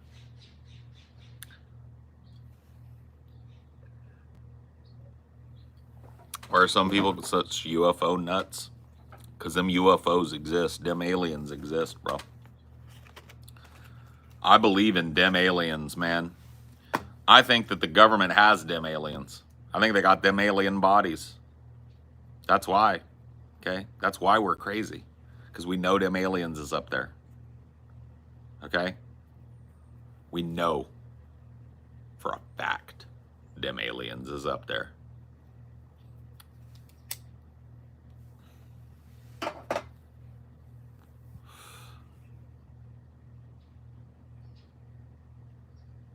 I want to believe. Yes. Yes. I wish the aliens would just take over and whatnot. Yeah, me too. I mean, we just gotta be patient, okay? They're coming. The invasion force is coming. It'll show up. It'll be brutal and swift, okay?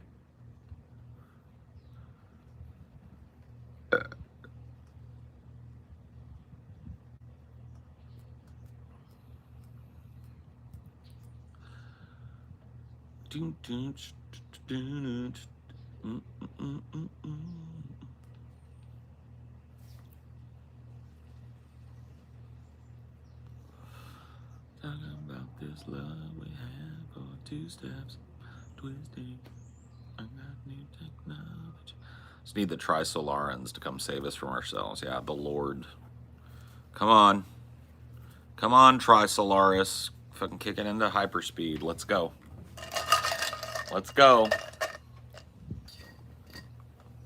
Save us from ourselves. All right, I gotta go. I'll see you guys later. Bye.